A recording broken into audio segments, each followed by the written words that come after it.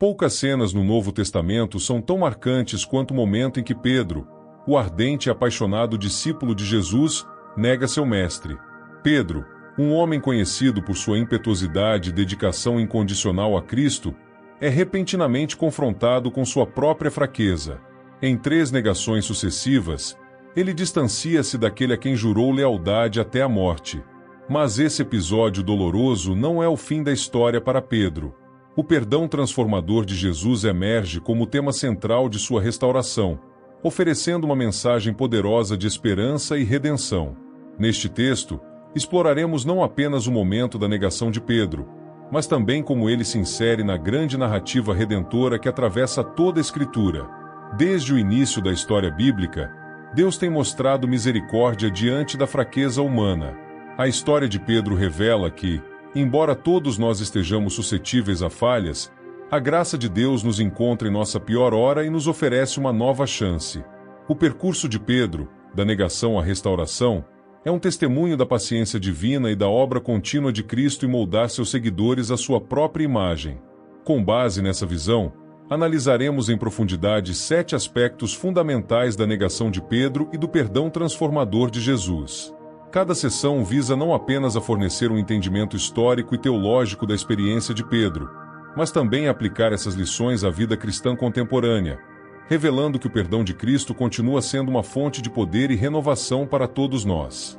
Antes de nos aprofundarmos no momento da negação, é essencial compreender a natureza complexa de Pedro. Quem era este homem que foi chamado para ser um dos pilares da igreja e, no entanto, foi capaz de negar Cristo no momento mais crucial?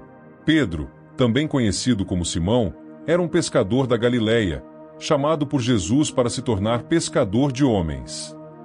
Ele rapidamente se destacou entre os discípulos, não apenas por seu entusiasmo, mas por sua disposição de correr riscos. Pedro é aquele que, em um momento de fé, ousou caminhar sobre as águas em direção a Jesus. Ele foi o primeiro a declarar que Jesus era o Messias, o Filho de Deus, um reconhecimento revelado não por carne ou sangue, mas pelo Pai, conforme descrito em Mateus 16, 16, 17. No entanto, ao mesmo tempo, Pedro era conhecido por sua impulsividade. No jardim do Getsêmani, é ele quem saca a espada para defender Jesus da prisão, cortando a orelha do servo do sumo sacerdote, apenas para ser repreendido por Cristo. Esse equilíbrio entre coragem e fragilidade é central para compreender Pedro. Ele é um homem de fé, mas uma fé que ainda está amadurecendo. Suas falhas não surgem de uma falta de amor por Jesus, mas de sua incapacidade de lidar com a tensão entre seu desejo de seguir o Mestre e o medo das consequências. Pedro, em muitos aspectos, é uma representação de todos nós. Ele deseja seguir Cristo de perto, mas a pressão das circunstâncias e o medo do que pode acontecer o fazem vacilar. E é nesse contexto que sua negação acontece, não como uma traição intencional, mas como uma reação de autopreservação. No entanto, o próprio caráter de Pedro também nos prepara para sua restauração. Ele é um homem que falha, mas que está aberto ao arrependimento. Ele cai, mas se levanta. E é precisamente esse espírito de perseverança, mesmo em meio à fraqueza, que Jesus valoriza e redime. A negação de Pedro será transformada em um testemunho poderoso de perdão e renovação, mostrando que, na economia de Deus, até mesmo as nossas falhas podem ser usadas para sua glória. O episódio da negação de Pedro ocorre em um momento de extrema pressão e confusão. Para compreendermos plenamente a profundidade desse evento, é crucial analisar o contexto imediato e os sentimentos que cercavam Pedro naquela noite fatídica. Depois de testemunhar a prisão de Jesus no jardim do Getsêmani, os discípulos fugiram em pânico. Pedro, no entanto, seguiu Jesus de longe, em um ato de mistura entre lealdade e medo, até o pátio da casa do sumo sacerdote, onde Jesus estava sendo interrogado.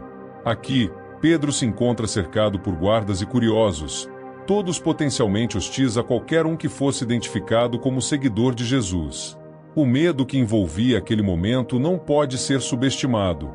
Jesus, que havia realizado milagres e conquistado multidões, agora estava indefeso nas mãos das autoridades religiosas. O homem que Pedro confessou como Messias estava sendo tratado como um criminoso comum, e a expectativa de que o reino de Deus se manifestasse com poder e glória estava prestes a ser completamente invertida. A perspectiva de uma morte violenta e humilhante para Jesus, e possivelmente para seus seguidores, era real. Pedro não apenas enfrentava a possibilidade de ser preso, mas de ser identificado com um homem que, aparentemente, estava perdendo sua batalha contra as autoridades. No pátio, à medida que as horas avançam, a tensão cresce. O relato de Mateus 26, nos versos do 69 ao 75, nos dá uma visão vívida da situação. Pedro se senta perto de uma fogueira, tentando se misturar com a multidão. Então, uma criada se aproxima dele e, de forma direta, o identifica. Você também estava com Jesus, o Galileu. Este é o primeiro teste. As palavras da serva podem parecer simples, mas carregam uma ameaça implícita. Ser associado a Jesus naquele momento era perigoso, e Pedro, sem tempo para pensar profundamente, responde: "Não sei do que você está falando." É sua primeira negação, e com ela, ele tenta se distanciar da acusação. O segundo ataque vem logo em seguida. Outra criada o vê e, desta vez, declara abertamente para todos que estavam por perto: este homem estava com Jesus de Nazaré. Agora, a multidão ao redor começa a prestar atenção em Pedro. Sentindo o peso dos olhares, ele nega novamente, com um juramento mais firme: "Não conheço esse homem." A pressão está aumentando, e o medo começa a se transformar em desespero. Por fim, depois de um breve intervalo, aqueles que estavam ao redor confrontam Pedro pela terceira vez. Eles o reconhecem como Galileu por seu sotaque e insistem que ele é um dos seguidores de Jesus. Neste ponto, Pedro recorre a maldições e jurações, dizendo mais uma vez: "Não conheço esse homem." Esta terceira negação é a mais desesperada de todas.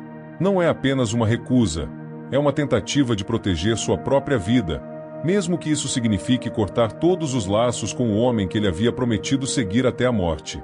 O contexto da negação de Pedro é uma mistura de medo, choque e confusão. Ele está vendo o homem em quem colocou toda a sua esperança ser levado para a morte, e não sabe como lidar com essa realidade.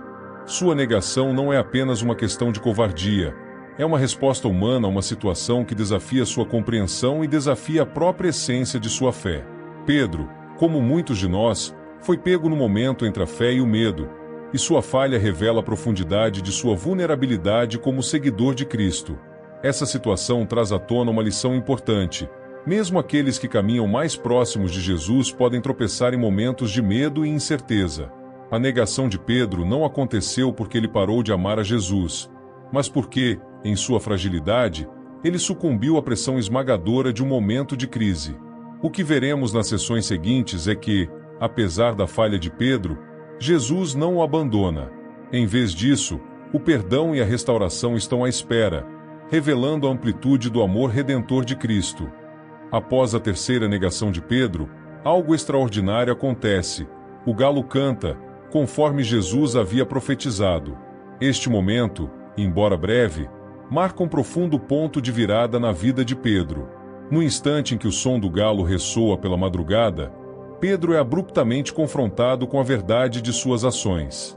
Ele havia negado seu Senhor, não uma vez, mas 3 vezes, exatamente como Jesus havia predito algumas horas antes.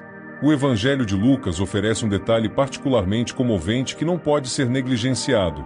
No momento em que o galo canta, Jesus, que estava sendo conduzido pelos guardas, olha diretamente para Pedro. Lucas 22, no verso 61. Esse olhar, carregado de significado, é um dos momentos mais intensos das Escrituras. Não é um olhar de condenação, mas de compaixão e entendimento. Jesus sabia que Pedro falharia. Ele havia previsto isso, mas também sabia que essa falha seria transformada em algo maior por meio do arrependimento e da graça. Neste momento, Pedro se lembra das palavras de Jesus: "Antes que o galo cante, você me negará 3 vezes." Mateus 26, no verso 34. O peso de sua traição cai sobre ele de maneira avassaladora. Pedro sai do pátio e chora amargamente. Suas lágrimas não são apenas de arrependimento, mas também de profunda dor. Ele havia falhado, e sua falha era pública. O homem que se considerava o mais leal dos discípulos, o mais comprometido, descobriu sua própria fraqueza. As lágrimas de Pedro são o início de sua restauração. Elas revelam um coração que, embora tenha falhado, ainda está profundamente ligado a Jesus. E é essa abertura para o arrependimento que o distingue. Enquanto Judas Iscariotes, após trair Jesus, se afunda no desespero e na culpa, Pedro se entrega ao arrependimento genuíno. Ele reconhece sua falha, e esse reconhecimento é o primeiro passo para o perdão e a restauração. Este momento nos ensina que falhas não precisam ser o fim da linha. Mesmo quando falhamos de maneira significativa, o arrependimento abre a porta para o perdão de Deus. O olhar de Jesus não era de condenação, mas de esperança, apontando para o que estava por vir: a renovação de Pedro como líder de sua igreja. A negação de Pedro deixou cicatrizes profundas em sua alma, mas o capítulo final de sua jornada não é marcado pela falha, e sim pela redenção. O Evangelho de João nos oferece um dos momentos mais belos e restauradores da vida de Pedro, quando Jesus, após sua ressurreição, o encontra novamente às margens do Mar da Galileia. Este encontro é essencial para compreender como a graça de Cristo transforma nossas quedas em oportunidades de crescimento e renovação. Após a ressurreição de Jesus, os discípulos ainda estavam lidando com as emoções conflitantes dos eventos que haviam acabado de testemunhar. A crucificação e morte de Jesus haviam deixado marcas profundas de medo e confusão, e embora a ressurreição trouxesse grande alegria, a incerteza sobre o que viria a seguir pairava sobre eles. Pedro, em particular, estava lidando com a culpa de sua negação e o medo de que, talvez, seu papel como discípulo tivesse sido irremediavelmente comprometido. Jesus se revela a eles em várias ocasiões, e uma das mais memoráveis ocorre em João 21, onde Pedro e alguns dos outros discípulos voltam àquilo que conheciam antes de Jesus: a pesca. Essa cena de retorno ao cotidiano é interrompida quando, ao amanhecer, eles avistam um homem à margem do lago, que lhes pergunta se pegaram algum peixe. Quando eles respondem negativamente, o homem, que mais tarde eles reconheceriam como Jesus, instrui-os a lançar a rede ao lado direito do barco. Eles o fazem e capturam uma grande quantidade de peixes. Neste momento, João reconhece Jesus e diz a Pedro: "É o Senhor." O entusiasmo de Pedro é imediato e característico de sua personalidade impulsiva. Ele se lança na água e nada até a margem, onde Jesus já preparava um fogo com peixe e pão. Essa fogueira, talvez não por acaso, pode lembrar a fogueira no pátio do sumo sacerdote, onde Pedro havia negado Jesus.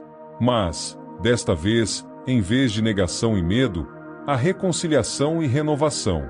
Após o café da manhã, ocorre o momento central deste reencontro. Jesus, com ternura e clareza, se dirige a Pedro e faz uma pergunta simples, mas profundamente significativa: "Simão, filho de João, você me ama mais do que estes?" João 21, no verso 15. Este é o primeiro de 3 questionamentos que Jesus faz a Pedro, repetindo a pergunta: "Você me ama?" Em cada resposta, Pedro afirma seu amor por Jesus, ainda que com um toque de tristeza, como se dissesse: "Senhor, tu sabes todas as coisas, sabes que eu te amo." João 21, no verso 17. Essas 3 perguntas e respostas ecoam as 3 negações de Pedro, oferecendo-lhe uma oportunidade de reafirmar seu amor e compromisso com Cristo. É uma restauração pública e pessoal, onde Jesus não apenas perdoa Pedro, mas o reafirma em seu papel de liderança. Jesus diz a Pedro: "Apacenta as minhas ovelhas." Esta instrução revela que, apesar de suas falhas, Pedro ainda era chamado para liderar e cuidar do rebanho de Cristo. Este momento é profundamente significativo para a história redentora. O perdão de Jesus não é apenas uma remoção da culpa, mas uma renovação do chamado. Pedro, o discípulo que havia falhado publicamente, agora é publicamente restaurado, e sua falha se torna uma parte integral de sua missão. Ele conhece sua própria fraqueza, mas, mais importante, ele conhece a graça de Cristo de uma maneira que o capacita a ser o pastor que Jesus o chamou para ser. Para a igreja contemporânea, essa restauração de Pedro é um lembrete poderoso de que nossas falhas não nos desqualificam do serviço a Deus. Na verdade, O arrependimento genuíno e a experiência do perdão nos transformam em servos mais compassivos e eficazes. A vida de Pedro, de impulsivo e frágil a líder corajoso da igreja primitiva, é uma prova da obra transformadora de Cristo. E assim como Pedro, todos nós somos convidados a experimentar esse perdão que restaura e nos coloca novamente no caminho de nossa missão. A restauração de Pedro às margens do Mar da Galileia foi um momento decisivo, mas não foi o fim da transformação que ele experimentaria. Após a ascensão de Jesus, os discípulos foram instruídos a esperar a vinda do Espírito Santo, que lhes daria poder para serem testemunhas de Cristo. É aqui, no dia de Pentecostes, que vemos uma mudança radical na vida e no ministério de Pedro. Em Atos 2, o Espírito Santo desce sobre os discípulos de maneira dramática. Eles são capacitados a falar em outras línguas e a proclamar as maravilhas de Deus. Mas o que realmente se destaca neste episódio é a coragem com que Pedro, aquele que antes havia negado Jesus 3 vezes por medo, agora se levanta diante de uma multidão para proclamar publicamente a mensagem do Evangelho. Com uma clareza e ousadia impressionantes, Pedro explica o que estava acontecendo, citando o profeta Joel para mostrar que o derramamento do Espírito era o cumprimento das promessas de Deus. Ele então faz uma conexão direta entre o derramamento do Espírito e a ressurreição de Jesus, dizendo à multidão que aquele Jesus que eles haviam crucificado foi ressuscitado por Deus e exaltado à direita do Pai. Essa ousadia é uma clara evidência da obra do Espírito Santo na vida de Pedro. O medo que o dominou no pátio do sumo sacerdote foi substituído por uma confiança inabalável na mensagem que ele agora pregava. Pedro já não está mais preocupado em salvar a própria vida, mas em proclamar a salvação em Jesus. Sua transformação é tão marcante que, no final de seu discurso, cerca de 3.000 pessoas se convertem e são batizadas. Atos 2, no verso 41.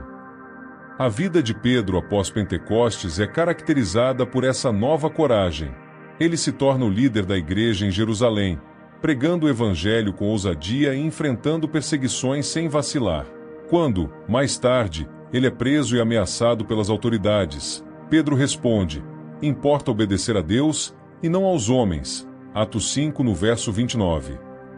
Essa postura firme é um testemunho vivo do que o Espírito Santo pode fazer na vida de alguém que se entrega completamente a Cristo, mesmo após ter falhado. O impacto do Espírito Santo na vida de Pedro é um convite para todos os cristãos. Embora possamos falhar, o poder de Deus é maior do que nossas fraquezas.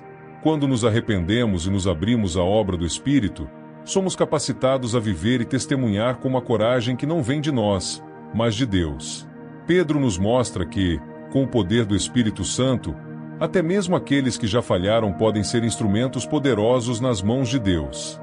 Após o dia de Pentecostes, Pedro assume um papel central na igreja primitiva, consolidando seu legado como um dos principais líderes do cristianismo nascente. Sua transformação de pescador impulsivo, marcado pela negação de Cristo, em um pastor corajoso e fiel é um testemunho do poder redentor de Jesus e da obra transformadora do Espírito Santo.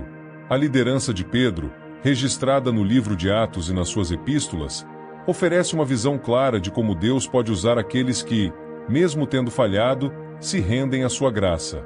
A história de Pedro é um lembrete constante de que o chamado de Deus não depende da perfeição humana, mas da disposição em seguir a Cristo, mesmo após os tropeços. Pedro, depois de sua restauração, demonstra uma maturidade espiritual e uma coragem que influenciariam profundamente a igreja primitiva. Sua liderança foi caracterizada pela proclamação ousada do Evangelho, a defesa da fé em meio à perseguição e o cuidado pastoral para com o rebanho de Cristo. Logo após o Pentecostes, Pedro surge como a voz principal da igreja em Jerusalém. Ele prega com autoridade, confrontando as multidões com a verdade do Evangelho e convidando-os ao arrependimento e à fé em Cristo. Atos 2, no verso 38. Quando Pedro cura o paralítico no templo em Atos 3, ele mais uma vez aproveita a oportunidade para apontar o povo para Jesus, explicando que a cura veio em nome de Jesus, o Messias crucificado e ressuscitado. Em cada ocasião, Pedro faz questão de destacar que tudo o que está acontecendo é obra de Deus através de Cristo.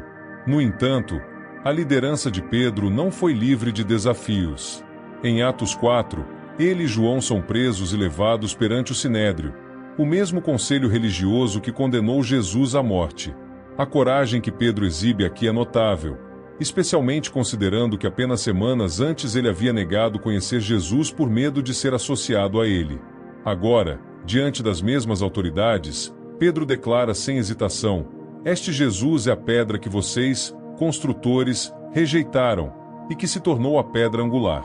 Não há salvação em nenhum outro, pois debaixo do céu não há nenhum outro nome dado aos homens pelo qual devamos ser salvos." Atos 4, nos versos 11 e 12.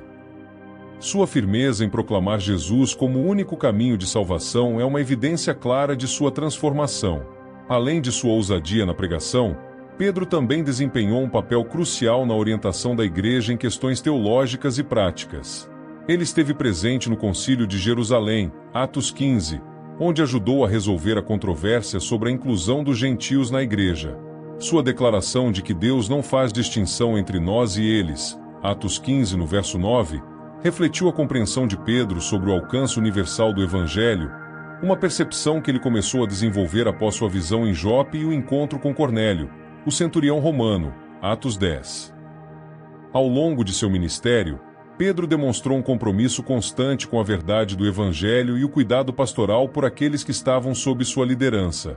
Suas duas epístolas, 1ª e 2ª Pedro, são testemunhos disso. Em 1 Pedro, ele escreve para encorajar os cristãos a perseverarem em meio à perseguição, lembrando-lhes que, assim como Cristo sofreu, também eles deveriam esperar o sofrimento, mas com a esperança da glória futura. Pedro instrui os líderes da igreja a pastorearem o rebanho de Deus com integridade e compaixão, assim como ele mesmo havia sido restaurado e chamado a apacentar as ovelhas de Jesus. 1 Pedro 5, nos versos do 1 ao 4. Em 2 Pedro, sua preocupação é com a defesa da fé contra falsos mestres. Ele exorta os cristãos a permanecerem firmes no conhecimento de Cristo e a não se desviarem da verdade. Pedro, o homem que uma vez foi influenciado pelo medo e pela pressão, agora age como um defensor da fé, disposto a enfrentar qualquer oposição para proteger a Igreja de Cristo. A jornada de Pedro, de pescador a pastor, culmina com seu martírio em Roma. Segundo a tradição cristã, Pedro foi crucificado de cabeça para baixo, um ato que ele pediu por se sentir indigno de morrer da mesma forma que seu Senhor. Sua morte selou um legado de fé, coragem e serviço. Pedro, que uma vez falhou em sua lealdade a Cristo, se tornou um exemplo de fidelidade até o fim. A vida de Pedro nos ensina que Deus não apenas perdoa nossas falhas, mas também nos restaura e nos usa poderosamente em sua missão. Mesmo quando caímos, a graça de Deus nos levanta e nos capacita a cumprir o chamado que Ele nos deu. O legado de Pedro continua a inspirar cristãos ao longo dos séculos, lembrando-nos que a verdadeira liderança espiritual nasce não da perfeição, mas da rendição total à obra de Cristo em nós. A restauração de Pedro por Jesus e sua subsequente liderança na igreja primitiva tem uma relevância profunda para a vida cristã hoje. Sua história nos oferece uma imagem clara de como o perdão e a graça de Deus podem transformar até mesmo os maiores fracassos em oportunidades de renovação e serviço frutífero. Nos dias atuais, a igreja continua a enfrentar desafios, tanto de fora quanto de dentro, e a experiência de Pedro nos dá um modelo de como lidar com nossas próprias fraquezas e, ao mesmo tempo, permanecer firmes na fé. Um dos grandes temas da vida de Pedro é o poder restaurador do perdão. Em um mundo onde falhas frequentemente levam ao isolamento, vergonha e afastamento, a história de Pedro oferece uma narrativa diferente. A de que a falha, quando confrontada com arrependimento genuíno, pode ser o catalisador para uma nova fase de vida espiritual. Assim como Pedro foi restaurado, nós também somos chamados a buscar e estender o perdão uns aos outros, reconhecendo que a graça de Deus é maior do que qualquer erro que possamos cometer. Para a igreja contemporânea, o exemplo de Pedro é particularmente relevante quando pensamos sobre liderança. Líderes cristãos, como qualquer outro ser humano, são suscetíveis a falhas. No entanto, a liderança na igreja não deve ser baseada em perfeição, mas em humildade e dependência da graça de Deus. Pedro nos ensina que, mesmo aqueles que caem, quando restaurados, podem ser usados de maneira poderosa no reino de Deus. Além disso, a coragem de Pedro após Pentecostes nos desafia a enfrentar nossos próprios medos e inseguranças com fé inabalável. No mundo atual, onde os cristãos enfrentam pressões culturais e sociais que testam sua lealdade a Cristo, a vida de Pedro serve como um lembrete de que o Espírito Santo nos capacita a sermos testemunhas ousadas do Evangelho. Assim como Pedro se levantou em meio à perseguição e proclamou a verdade de Cristo, nós também somos chamados a falar a verdade em amor, independentemente das circunstâncias. Esse mesmo perdão transformador está disponível para nós hoje. Não importa quantas vezes falhemos, Jesus sempre nos encontra com um olhar de amor e compaixão, pronto para nos restaurar. A vida de Pedro nos encoraja a não desistirmos, mas a nos lançarmos na missão que Deus tem para nós, sabendo que Ele nos sustenta e nos capacita. E agora, ao refletirmos sobre esse exemplo de restauração e renovação, te convidamos a curtir, compartilhar e comentar suas próprias reflexões sobre essa poderosa história de perdão. Como Pedro, somos todos chamados a sermos transformados pela graça de Cristo. E ao compartilharmos esse vídeo, você pode inspirar outros a também se abrirem à ação redentora de Jesus em suas vidas. Que possamos, como Pedro, aprender com nossas falhas e nos tornar instrumentos de amor e transformação no mundo. Curta, comente e compartilhe para que essa mensagem possa alcançar mais vidas e continue a impactar corações.